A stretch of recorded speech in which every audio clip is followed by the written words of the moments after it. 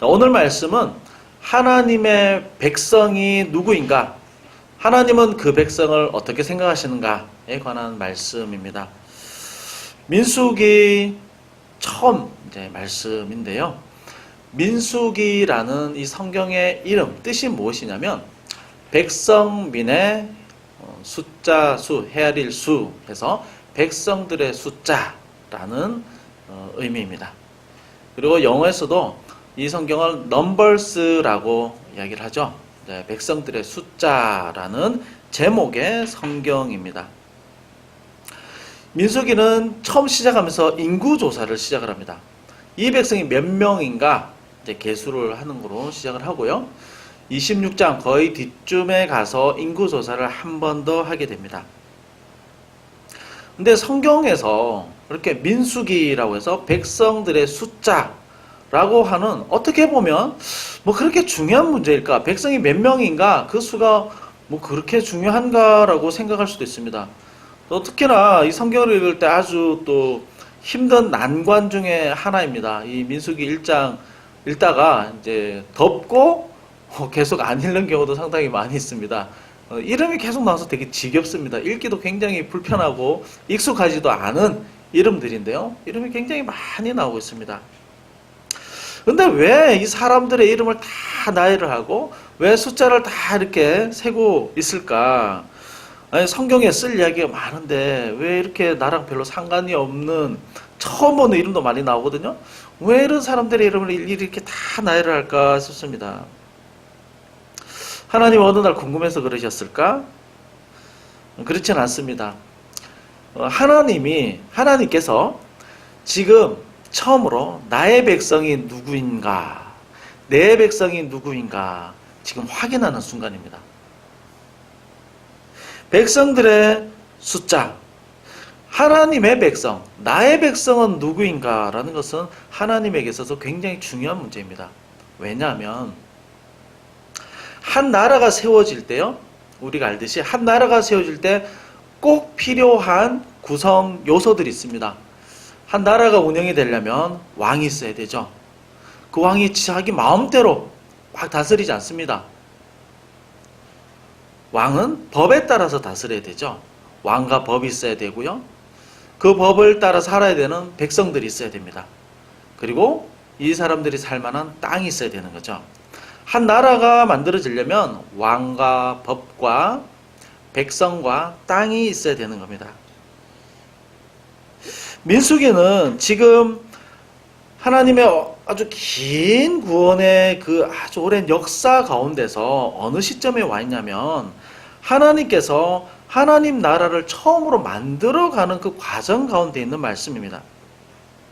그러면 구약 성경에서 하나님 나라가 어떻게 시작이 되었을까요? 그래서 창세기부터 아주 자세하게 설명을 할 수 있겠지만 우리가 지지난주 말씀과 좀 관련해서 생각을 하면 창세기 12장 1절 아브라함 한 사람을 부르면서 시작되었다고 이야기할 수도 있습니다. 창세기 12장 1절에서 하나님이 아브라함을 부르셨습니다. 너가 복이 될 것이다. 복이 될지라 라고 말씀했는데 번역이 굉장히 잘된 번역입니다. 복이 될지라. 그래서 아브라함 한 사람, 그 사람이 복의 시조가 되어서 복을 막 나눠줄 거다 이런 의미가 아니라 하나님의 그 의지가 굉장히 중요하다고 얘기를 했죠. 아브라함이 아닐 수도 있습니다. 어떤 사람이 되었든 한 사람이 하나님께서 한 사람을 선택을 했고 이 사람을 통해서 내가 복을 시작할 것이다. 내가 구원을 시작할 것이다. 큰 민족을 시작할 것이다. 라고 한 하나님의 아주 강력한 의지가 중요한 메시지였습니다. 하나님께서 아브라함을 통해서 큰 민족을 약속을 하셨는데요. 이 말씀대로 큰 민족이 되었습니다. 어디 가서 큰 민족이 되었습니까? 애굽에 가서 큰 민족이 되었죠. 그런데 큰 민족이 되고 나서 끝이 아니었습니다. 하나님의 계획은 여기서 끝나는 것이 아니었습니다. 큰 민족을 이루고 나서 하나님의 나라를 만드는 것이었습니다.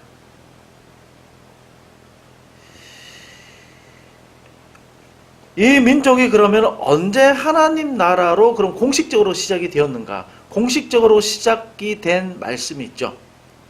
출애굽기 19장입니다. 우리가 잘 아는 시내산에서 모세가 올라가서 하나님과 언약을 맺고 말씀을 받고 십계명 돌판을 가지고 온 그 기사가 있죠. 이 기사가 굉장히 중요한 이유가 뭐냐면 이제는 큰 민족, 유목 민족이 아니라 이제는 공식적으로 시내산에서 하나님은 이 민족의 왕이 되시겠다고 처음으로 선언을 하신 겁니다. 그리고 이 노예 민족이었던 이스라엘 사람들이 이제는 공식적으로 한 나라의 백성이 되었다라고 공식적으로 인정을 받은 사건이 바로 시내산 언약이었습니다. 여기서 하나님은 내가 너희들의 왕이 되어줄게. 너희들은 나의 백성이 되어라. 이렇게 말씀을 하신 거죠. 그리고 이 시내산에서 하나님은 제일 먼저 율법의 말씀을 주셨습니다. 이것은 한 나라가 운영되기 위한 규칙이죠. 규정입니다. 법이 있어야 나라가 만들어지는 거죠. 그래서 율법의 말씀을 구체적으로 주셨던 겁니다. 그런데 모든 이 세상의 법에는요, 헌법에는요, 서문이 다 있습니다.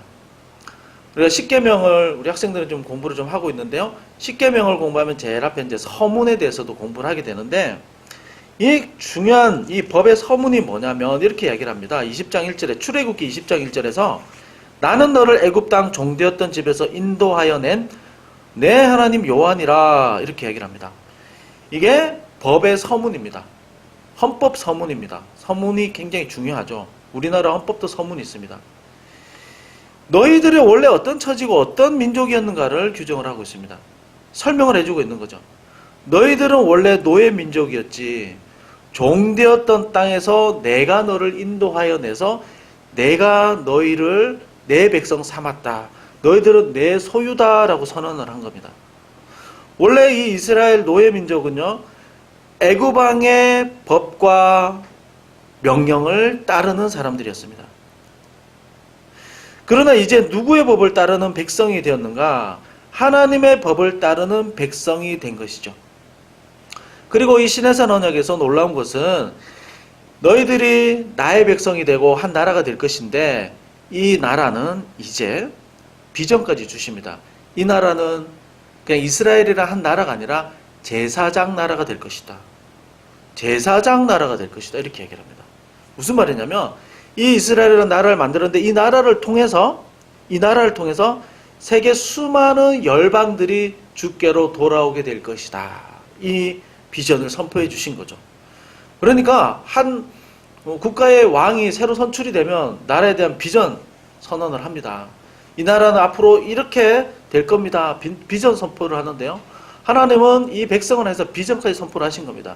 너희들은 이제 제사장의 나라가 될 것이다. 나의 백성이 된 이상 이제 이 비전을 성취하는 나라가 될 것이다. 이것까지 말씀해 주신 것이죠. 이 시내산 언약을 하면서 이 민족은 이제 하나님의 백성이 된 겁니다. 그래서 이 백성에 대한 설명, 하나님 나라의 백성은 도대체 그럼 누구인가? 어떤 사람들인가? 구성 요소가 어떻게 되는가에 대한 말씀이 바로 이 민수기의 말씀인 겁니다.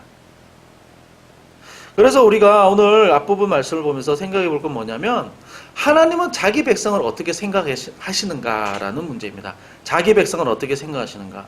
우리가 두 가지로 한번 생각해 보고자 하는데요. 첫 번째는 한 사람 한 사람을 하나님은 너무나 소중하게 여기십니다. 자, 하나님께서요, 모세와 아론을 통해서 명령하셨습니다. 이제 이 사람들은 나의 백성인데 이 사람들이 몇 명인지 세어보아라. 그런데 오늘 1절에 보니까 그 때와 장소가 어디입니까? 언제 했냐? 출애굽한 지 둘째 해 둘째 달 첫째 날에. 어디에서 했냐면 회막에서 말씀을 하셨습니다.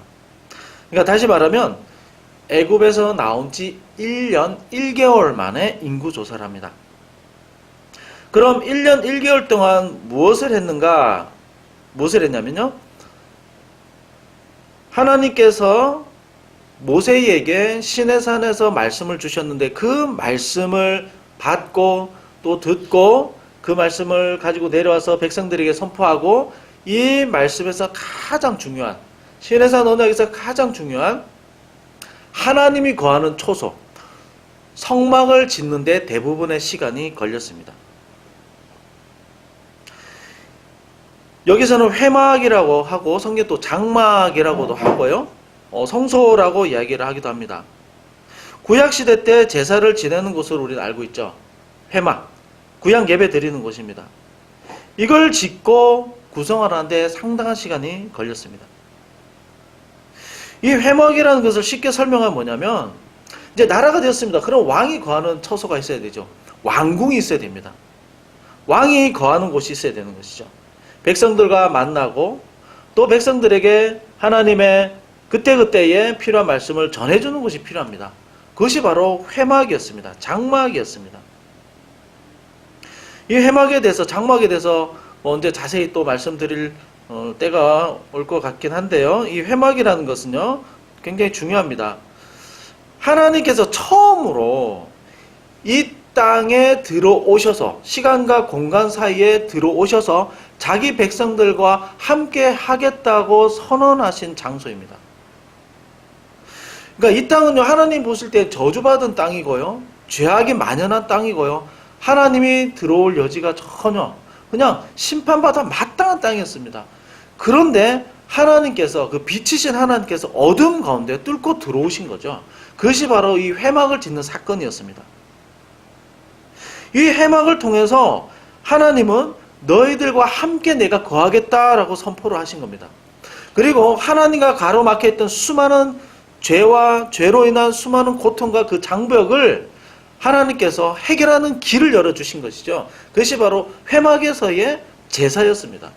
이것이 없다면 이 모든 사람들은 계속해서 심판받아 죽고 저주받아서 영원한 고통 가운데서 살아갈 수밖에 없었지만 하나님은 이 회막 장막을 통해서 자기 백성을 만나시고 이들의 죄의 문제가 있을 때 죄의 문제를 해결하시고 그들과 연합하고 나의 자녀가 되고 나의 백성이 되고 그들과 함께 거하겠다고 선언하신 것이 바로 이 회막이라는 겁니다.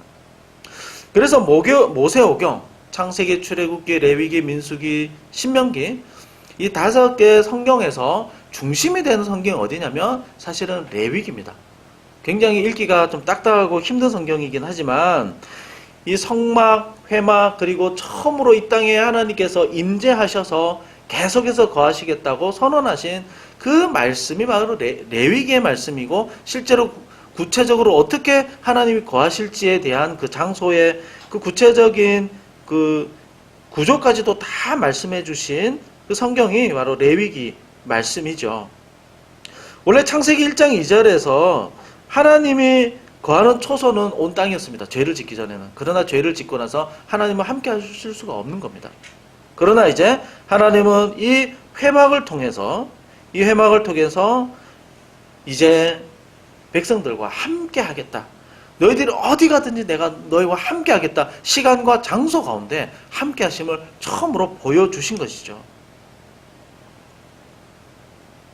그리고 회막에서 하나님이 임재하시고 나서 회막을 다 짓고 이제 레위기가 바로 앞장의 레위기였죠. 그리고 나서 민수기 시작되면서 처음으로 명령하신 일이 무엇이냐면 바로 이 백성을 한번 세어보아라 라고 말씀한 겁니다.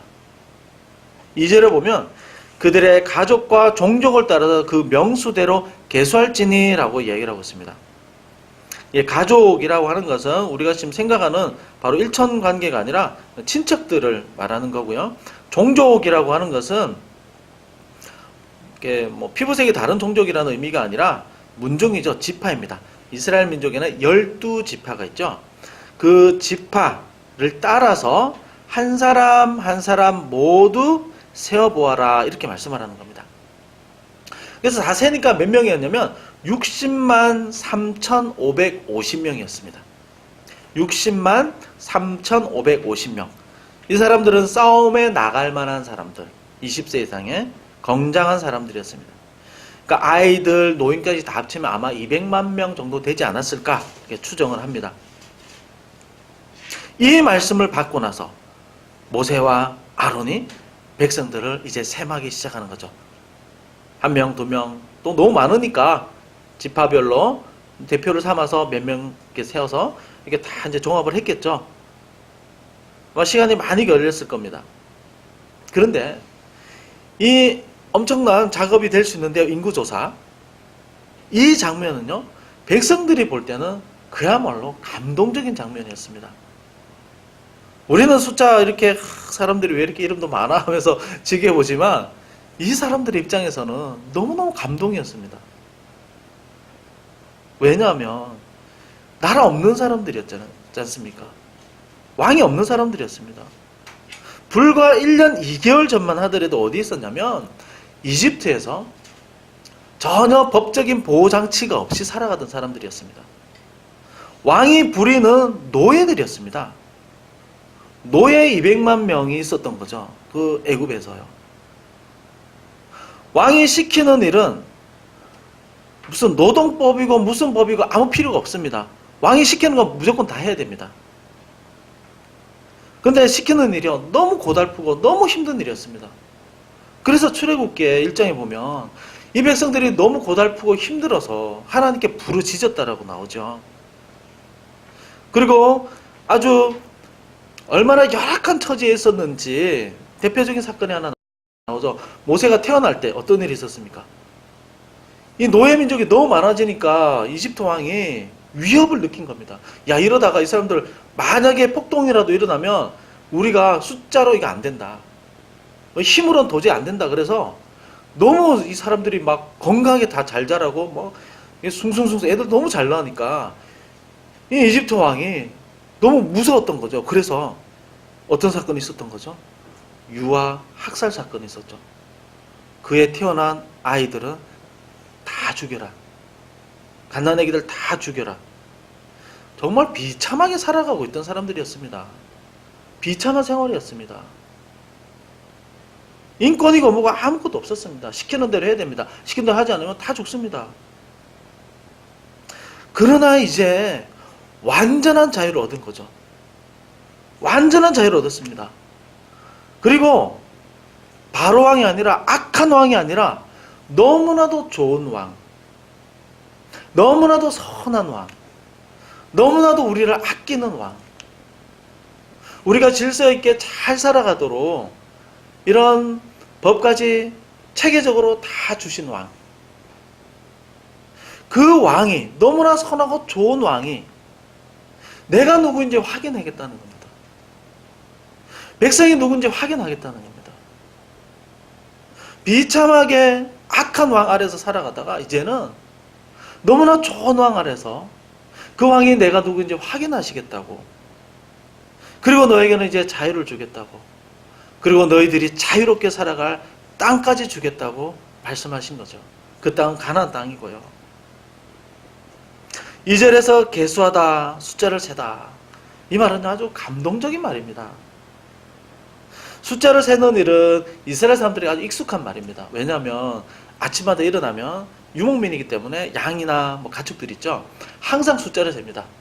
한 마리, 두 마리, 세 마리 항상 셉니다. 숫자에 굉장히 익숙한 사람들이었습니다. 지난밤에 혹시 늑대에게 물려가지 않았을까? 우리 양이 한 마리 줄지 않았을까? 혹시 우리를 탈출하지 않았을까? 늘 아침마다 하는 일은 내 재산이죠. 우리 양들이 잘 있나? 또 간밤에 뭐 감기는 들지 않았나?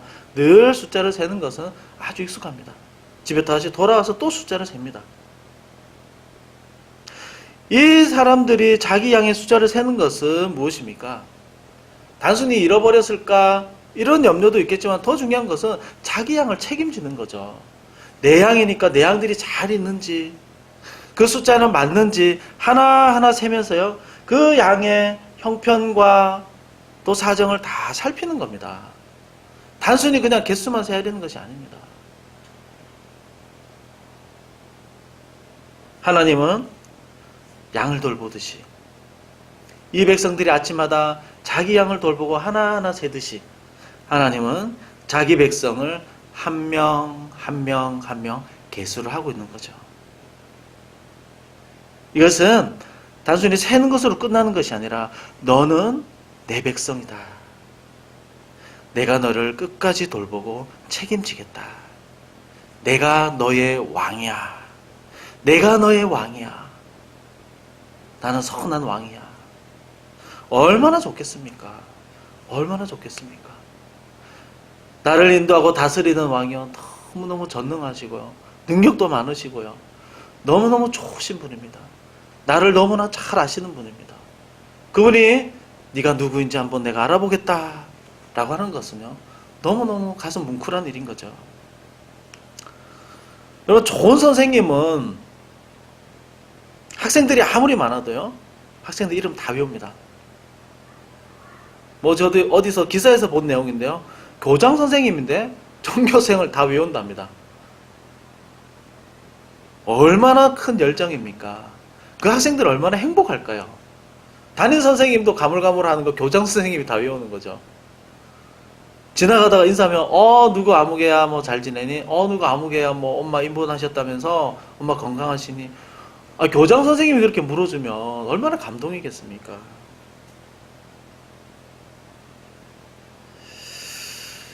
이거 생각하니까 갑자기 떠오른 저희 기억이 또 하나 있었는데요. 한 6년, 7년 전에 우리 그 네이버에 뭐 밴드라는 게 유행을 했지 않습니까? 초등학교 동창들도 모이고 뭐 사건 사고들도 많이 있죠. 밴드 막 초등학교, 중학교, 고등학교 밴드 이제 모여서 모임도 하고 막 그렇게 하는데요. 한 7년 전인가 8년 전에 처음 생겼을 때 초등학교 동창 연락이 와가지고 밴드 만들었으니까 가입을 하라고. 그래서 가입을 했는데요. 한 1년 정도 지났나. 처음 보는 전화인데 전화 걸려왔는데 딱 받았는데 아주 나이가 많으신, 연세 많으신 분이 저한테 전화를 하셨습니다. 그래서 누구시냐고 그러니까 저한테 상태한 내다. 너 1학년 때 내 담임 선생님이다. 그래서 전화가 왔습니다. 깜짝 놀래가지고요. 아니 선생님 저를 어떻게 하셨습니까? 되게 유명한 선생님이었거든요. 그때 학생들 사이에서 인기도 되게, 아이들 사이에서 너무 인기도 많았고 학부모, 부모님들 되게 칭찬 많이 하신 선생님이었습니다. 저희 또 바로 위에 누나가 4살 위에 누나인데 6학년 때 담임도 하셨고 제가 1학년 때 담임하셨던 선생님이었습니다. 그래서 이런저런 얘기하다가 깜짝 놀란 얘기를 하는 겁니다.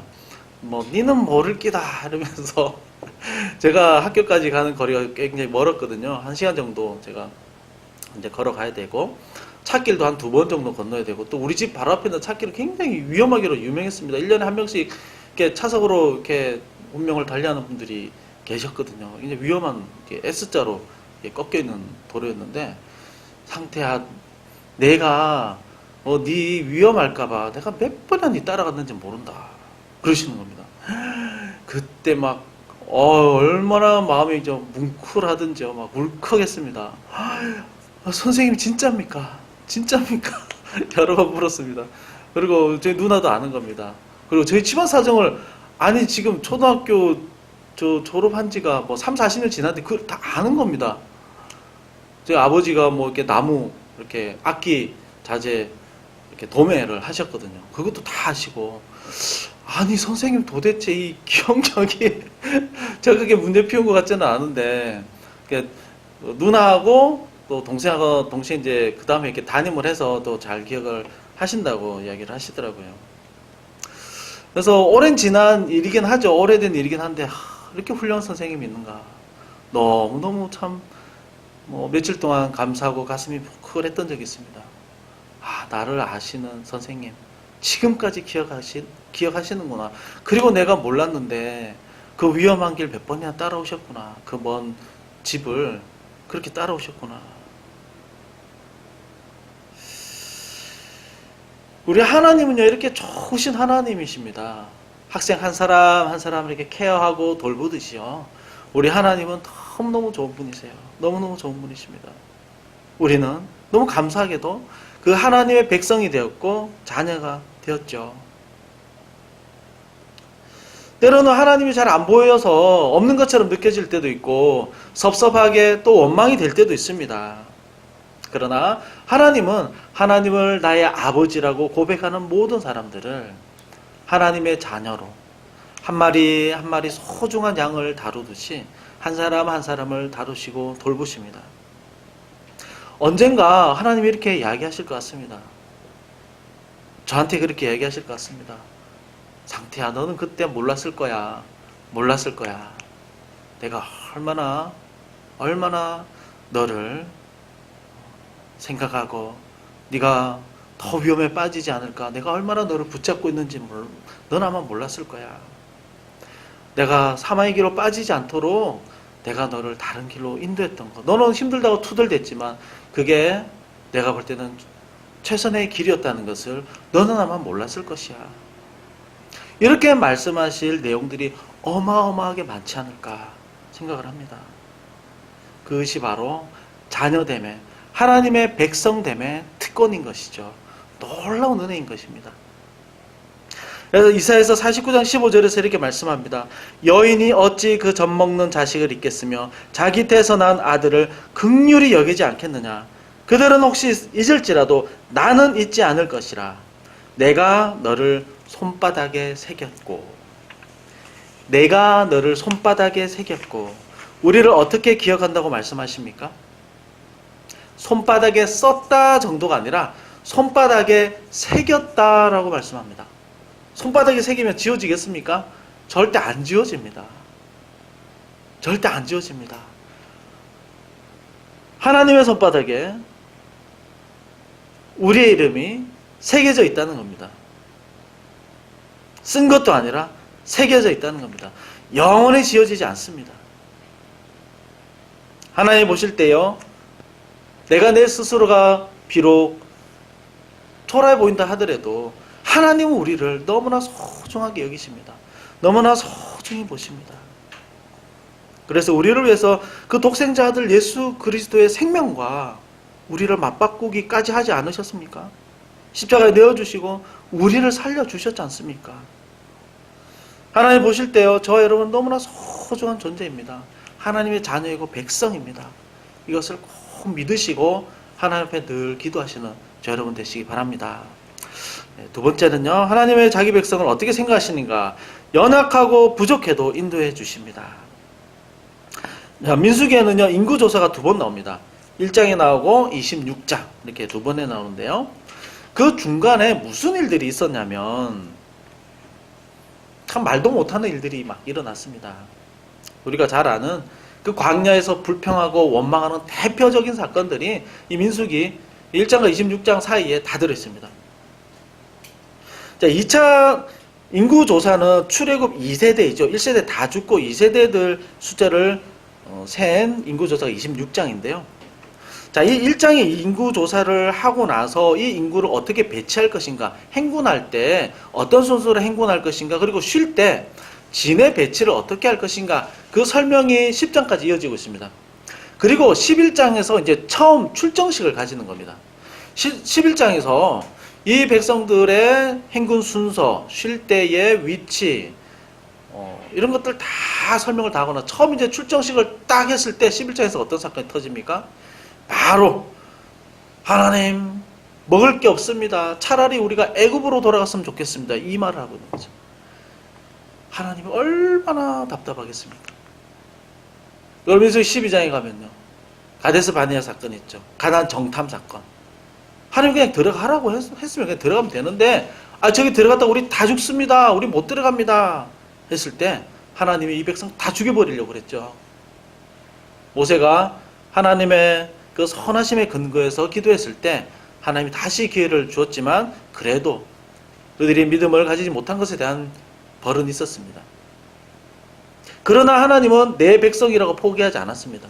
그렇다고 하더라도 너희들은 이제 내가 다 버려야 되겠어, 이제 끊자, 인연을 끊자라고 말씀하지 않았습니다. 내가 다른 민족을 선택해야 되겠구나, 그렇게 말씀하지 않았습니다. 비록 이들이 하나님을 인정하지 않고 하나님 베풀으신 그 은혜를 다 까먹었다 하더라도 하나님이 그 손바닥에 새긴 바 된 그 백성들의 이름은요, 하나님이 결코 포기하지 않습니다. 절대 포기하지 않습니다.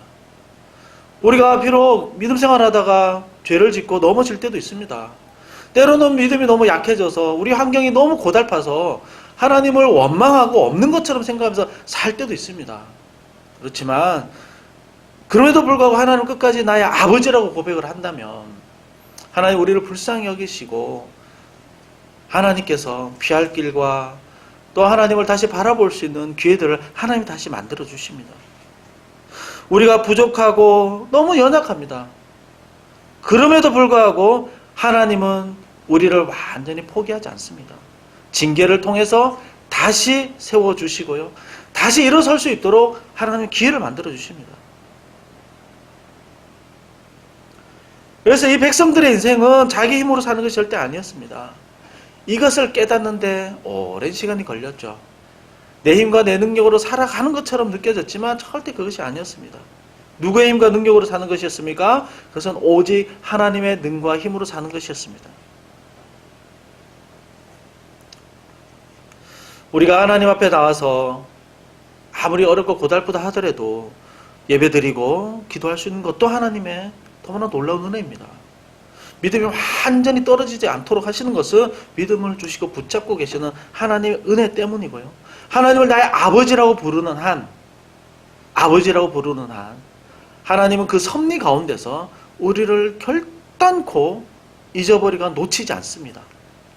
하나님의 섭리 안에 우리를 두십니다.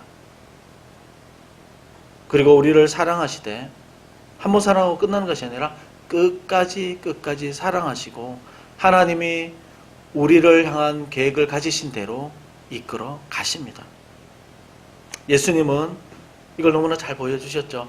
마지막 만찬할 때 베드로가 부인할 것도 알고 가룟 유다가 나를 팔아먹을 것도 알고 그런데도 불구하고 다 발을 다 씻어주셨고 만찬하기 바로 전 말씀에서요.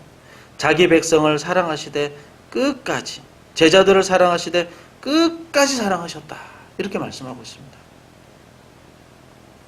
우리 주 예수 그리스도는 우리를 피로 값주고 사셨습니다. 그리고 우리를 지금도 사랑하십니다. 끝까지 붙들고 계십니다. 무슨 일이 있어도 우리를 놓치지 않습니다. 우리가 하나님 안에 있기 때문에 절대로 낙심하지 마시기 바랍니다. 눈에 보이는 환경이 우리를 위협하고 힘들게 한다 하더라도 절대 낙심하지 마십시오. 하나님은 우리를 포기하지 않습니다. 그 사랑 가운데 끝까지 붙들고 가십니다. 그리고 그 언젠가 하나님이 반드시 고백해 하실 겁니다. 내가 하나님 때문에 살았습니다. 하나님 때문에 여기까지 올 수 있었습니다. 오직 하나님만 영광 받아 주십시오. 하나님이 나의 왕이십니다. 나의 진정 왕이십니다. 하나님 반드시 고백해 하실 겁니다. 이 믿음 가지고 나는 하나님의 백성됨에 대해 내가 하나님의 백성 된 사실에 대해서 늘 감사하시고 하나님을 찬양하시는 저와 여러분 되시기 바랍니다.